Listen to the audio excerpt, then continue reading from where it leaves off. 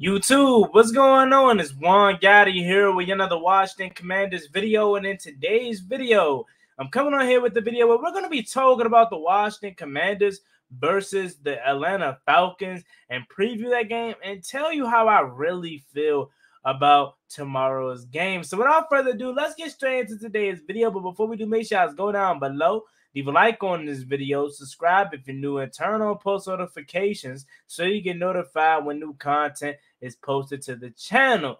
Now, with that out the way, let's go ahead and get into today's video, ladies and gentlemen. So, I'll be honest with you, man. I'm nervous about tomorrow. I am nervous because this is a big game, okay? The Washington Commanders control everything. They control everything. They play the Falcons, who is right below them, okay? They play the 49ers. They play the Giants twice, okay? They still got the Cowboys one more time.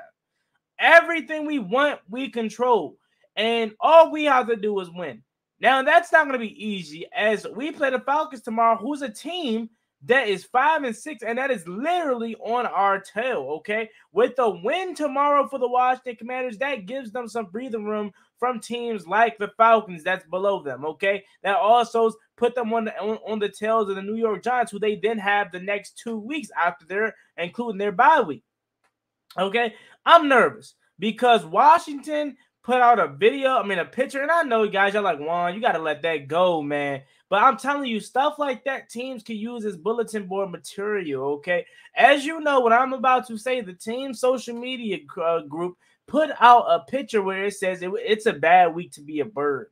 And it was basically a Falcons logo engraved into a turkey, and we were the thermometer or whatever. And stuff like that, I think you save to after you win, but not before you play them, because now you put this pressure on these players. And I'm not saying the players saw it, but I'm pretty sure they did. They all got social media. You put this pressure on this game, and it's already a lot of pressure. Now you make fans like me nervous, man. I like going in there, blue-collar approach, humble approach, where we just go in there and focus and put our heads down. Now, if the team did get wind of that, I hope the message this week is continuing to not overlook these opponents, because they very well can beat us. But we got to go in there and handle our business. Now, it's at home, okay? And something about tomorrow's game that is a factor is the rain. It's supposed to be 100% rain all morning long, and then like about 95% rain into kickoff and raining throughout the whole game, okay? So with that being said, guys like Chase Young may not play for that aspect. Now, we'll get to Chase Young a little bit later. But Washington controls everything. They have to win. This Falcons team is not better than us. They do not have that many weapons. Kyle Pitts, their all-world tight end, out for the rest of the year. The only person that really concerns me is Cordell Patterson. Last time we played them, which was last year, week 4 in Atlanta, Cordell Patterson killed us. He had 3 touchdowns. Okay, we got to find a way to contain Cordell Patterson. And it starts with kicking that thing out the back of the end zone. We cannot allow this guy to get any type of returns, okay? Kick that thing out the back of the end zone and give it to him from the 25 every single time. Because if you allow Cordell Patterson to break one, if he's not going to take it to the house, he's going to get them good field position. So, Joey Sly, I know the ball might be wet tomorrow, but I need you to kick them things out the back of the end zone, bro. Next thing. Secondary got to step up, okay? Secondary's been amazing, okay? They got to continue that. They knew last week that the Houston Texans didn't really have any threats on that offense, so they were able to dominate. They can do that same thing this week. Okay, all they got is Cordell Patterson and Drake London, okay? And Drake London's a rookie. He's really solid, but we can dominate their offense, okay? Secondary is going to have to step up. Defensive line, Jonathan Allen, Deron Payne, Chase Young if he plays, Montez Sweat, Casey Toohill, F.A. Obata, Jay Smith, everybody. Y'all got to continue to get after their quarterback. Now, Marcus Mariota is a mobile quarterback, and we have to account for his legs. Okay, so we may not be able to get him on the ground. It may be a Jalen Hurts situation, but we may not be able to get him on the ground, but we can affect his passing lanes. We can knock him down. He's already dealing with some rib injuries. Okay, so we can worsen those, although I don't wish injuries on anybody, but I definitely don't want Marcus Mariota to be successful tomorrow. Okay, so hit him. Bang him up. Let him know that today is gonna be a long day. Okay, we gotta contain Marcus Mariota's legs. Make him beat you with his arm. Marcus Mariota, I don't even know if he's threw for over 250 passing yards this year. Marcus Mariota, if he beats you and is with his arm, hats off. But do not make it easy and allow Marcus Mariota to beat you with his legs, because you know that's what he's going to want to do. You know it's going to be a heavy run game, and it's already going to be super wet tomorrow, so you know they're not really going to pass. As I just looked up Marcus Mariota's stats right here in front of me, he threw for 131 yards on Sunday versus the Bears. He threw for 186 yards versus the Panthers, and he threw for 129 yards versus the Chargers. Those are his last 3 performances. So the guy isn't going to throw for a ton of yards, okay? But we got to find a way to keep him in the pocket. You know, not allow him to be us through the air. So he did throw for over 250 against the Panthers, but that's his only game he's done that this year. He's not going to throw for a ton of passing yards, okay? So we got to find a way to make him beat us with his arm, force him to throw to these weapons that he has. He only really has 2, okay? So Washington is the better team, but games like this scare me. Okay, I hope we got that same don't overlook these teams approach like we did last week versus Houston, because this team right here, unlike Houston, this team right here is playing for something. Okay, this team is literally right behind us in the playoff picture. So we can't have a whoopsie, a slipsy, and a whoop-de-doo or whatever. I don't know what I'm saying. Just no, we can't have one of those games, one of them Washington games. We can't have a Minnesota game, okay, where we have countless opportunities and Taylor Heineke has one of those days. Taylor, you can't have one of those days. You need to be sharp. He may not throw the ball a lot tomorrow, considering the fact that it's going to be wet, but when he does, he needs to be on the money. B-Rob, AG, I need y'all toting that thing, man. Y'all going to get a lot of work tomorrow, okay? Offensive line, Norwell, you know, Leno,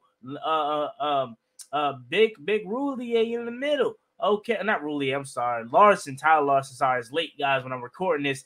Everybody, I need y'all opening up them lanes for them backs, man, okay? Washington is the better team. We should win this game. Okay, but knowing the Commanders, these are the type of games that we don't know how to handle. Atlanta is typically better at our place than they are when we go down there. When we go down to Atlanta, we trying to take over that stadium, and we beat them. We get the better of them when we go down there to Atlanta, pretty much. But when they come down here, we don't typically play them well. But hopefully that changes tomorrow. Hopefully the Commanders can win. I'm fiending for a win. I need a win because I'm super nervous about tomorrow.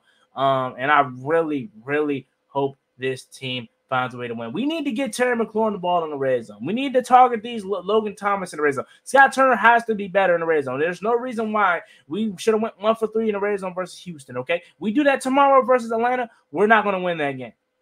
Okay, we need to capitalize in the red zone, Scott Turner. If the run game is working, why go? Don't go away from it, man.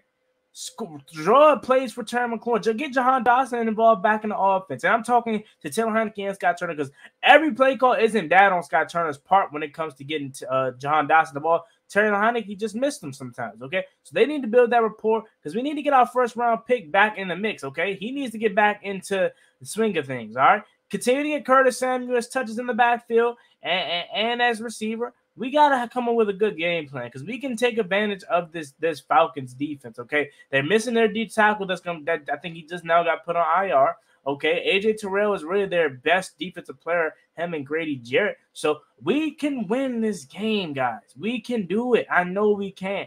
I'm just nervous, and I hope y'all make me unnervous, and we go in here and take care of business, go to 7-5, have a date with the Giants next week in the Meadowlands, and then go on our bye week 8-5. But I'm getting too ahead of myself. You got to worry about tomorrow first. So with that being said, although I am super nervous about tomorrow's game, we'll get to our final outcome here. Let's go ahead and pull up the final outcome. 27-22 is your score. Although I am nervous about tomorrow's game, I think the Washington Commanders get it done. I think we get it done, okay? Sean Taylor's stature going up, so you know we're going to be playing hard for that. We're wearing the black unis. Chase Young might be playing tomorrow. I think he plays tomorrow, even though it's gonna be raining. I think he plays tomorrow. But if they do you know, like 11:45, 12, they say, oh, Chase Young not gonna play. I would just hold him out next week. I just bring him back after the bye. But this week was the real first week I've seen something positive from Chase Young. He was looking solid on that knee, so he has a real shot to play tomorrow. And I'm gonna go ahead and say he does. Obviously he'll be in 12 to 15 snaps, like Ron Rivera said, so he'll be on a very strict pitch count. But hopefully we get this win. Hopefully Washington can continue to add another one to that left-hand column, and I think they end up doing it by a score of 27-22. So yeah, man, there you have it.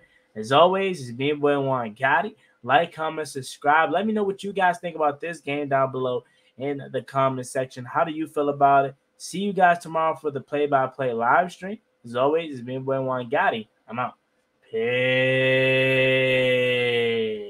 Cross me one time, that's gonna get you popped. Get you popped.